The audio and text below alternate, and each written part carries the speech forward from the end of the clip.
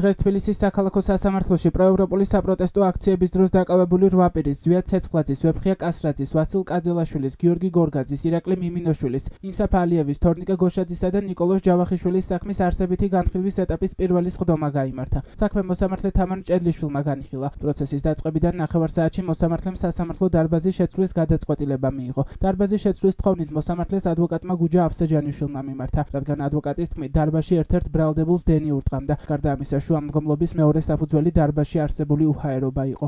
დაცვის ქვეშ ყოფი ერთ-ერთი, რომელსაც მე არ ვიცავ, აცხადებს იმას, რომ ელექტროენერგია ურტყავს მას და ეუბნებიან, რომ ხელი აღარ დაადო მაგ ადგილს. ანუ მის სიცოცხლეს საფრთხე ემუქრება და პროცესი უნდა გაგრძელდეს. აქედან გამომდინარე, პირველი ამ საფუძვლით დარბაზის შეცვლა მოვითხოვეთ, მეორე იმ საფუძვლით მოვითხოვეთ დარბაზის შეცვლა, რომ აღნიშნულ დარბაზში რამოდენიმე ხნის წინ ზუსტად ეს ადამიანები ცუდად გახდნენ უჰაერობის გამო და ელემენტარული ადამიანები ვერ შემოდიან და თუ არ არის დარბაზის შესაძლებლობა, შესაძლებელია პროცესი გადაიდოს და მაშინ ჩატარდეს, რასაც შესაძლებელი იქნება.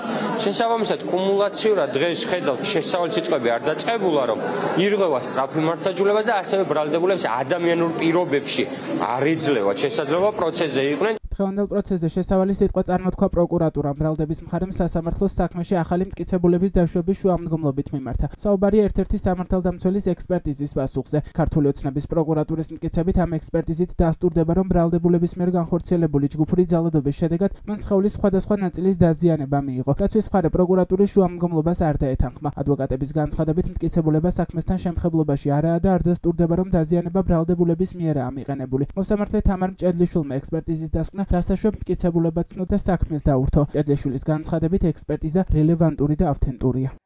მომდევნო პროცესი 23 აპრილს ჩაინიშნა. სხდომა დაცვის მხარის შესავალი სიტყვებით განახლდება. დაკავებულებიდან 3 ზვიად ცეცხლაძეს, ვეფხია კასრაძესა და ვასილ კეძელაშვილს ჯგუფური ძალადობის ორგანიზებასა და ხელმძღვანელობას ედავებიან. მათ 6-დან 9 წლამდე თავისუფლების აღკვეთა ემუქრებათ. ბრალდებულებიდან 5 გიორგი გორგაძეს, ირაკლი მიმინოშვილს, ინსაფ ალიევს, თორნიკა გოშაძესა და ნიკოლოზ ჯავახიშვილს ჯგუფურ ძალადობაში მონაწილეობას ედავებიან. მათ 4-დან 6 წლამდე თავისუფლების აღკვეთა ემუქრებათ.